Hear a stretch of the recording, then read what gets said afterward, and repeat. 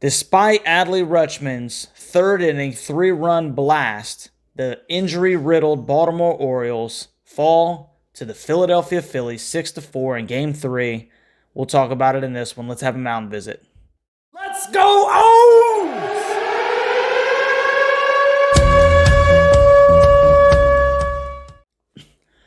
What's going on, Birdland? Baltimore Bobst here. Welcome to the Baltimore Bobst YouTube channel. I'm Bobst, and I'll be your tour guide in this here episode. And without further ado, we'll get into the unfortunate 6-4 loss by our Baltimore Orioles tonight against the Phillies. So, what happened? We'll go ahead and get into the play-by-play. First and second innings were basically pitchers' duels. There wasn't much of note. Top of the third, McCann grounds out to second. Mateo singles the left. McKenna reaches on an infield single to third, so now you got runners at first and second. Hayes lined out to center, and then Rutschman comes up and hits a stinking huge 396-foot blast, scoring Mateo, McKenna, and of course himself with a big round tripper from the right side of the plate. And that was really good to see Adley get some pop back in that bat, because it seems like it's been a while, especially from that side of the plate. So, Birds take a 3-0 lead into the top of the third, and the Phillies, unfortunately, were able to answer back immediately in the bottom half. Kyle Bradish at that point had been cruising. Looked real good, command was real good, and then unfortunately, into the bottom half of the third, maybe it was just him having to sit a little bit, he kind of lost a little bit of control. So, starts off by walking Marsh. Marsh gets to second base on a wild pitch. One of those things that just kind of popped up. James McCann had to wait for it to come down. He one-hops it off the ground right in front of the plate, basically, and he's unable to get him out at second. And then from there, Cave doubles Marsh in when he smokes one to left. So right after that, Sosa walks, and then Schwarber, I don't know if you guys saw that stinking at bat.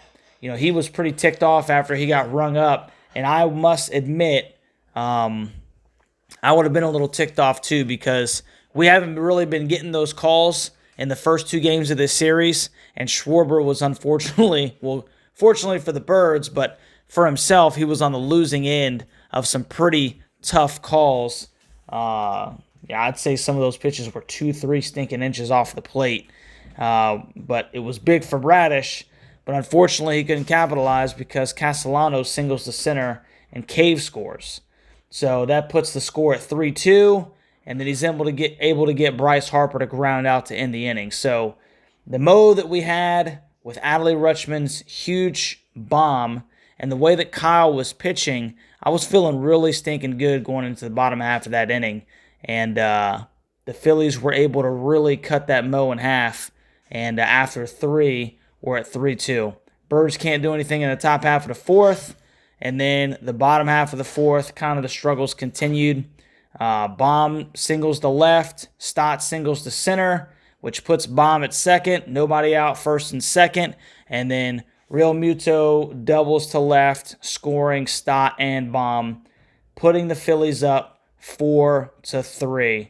So Kyle's able to get out of that inning. Orioles don't do anything in the top half of the fifth.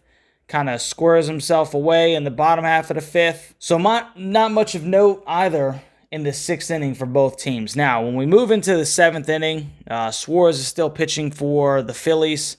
McCann ends up opening it up with a double to left. So that's when they go to make a pitching change. Dominguez comes in, and he strikes out Mateo. Now, Mateo had a good base knock to open the game, his first at bat, if you will.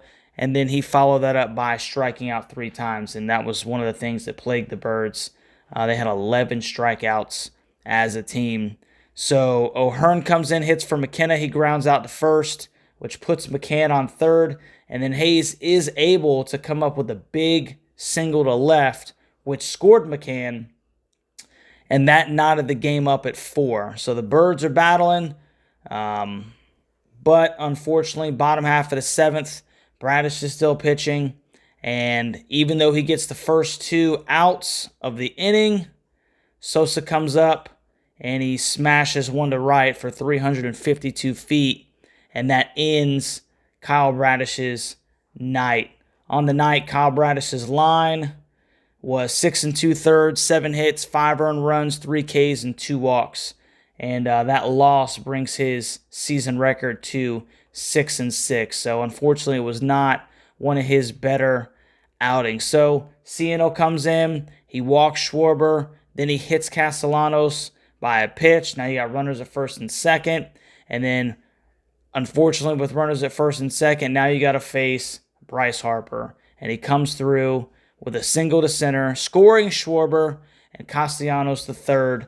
But at that point, it's 6-4 Phillies. And that would be how the game ended. So, unfortunate series loss. Unfortunate loss in Game 3. Unfortunate series loss.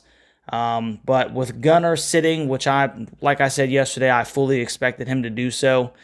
Give him today off and tomorrow off because it's been a long trip.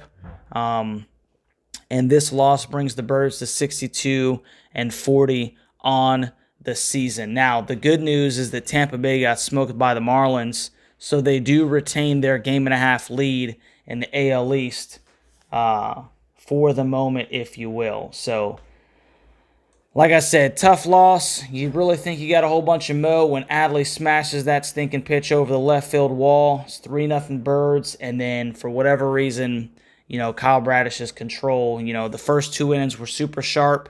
He looked real good, and he kind of had a battle throughout the rest of the game, and he exited, unfortunately, on the losing end, and the Birds couldn't put anything together.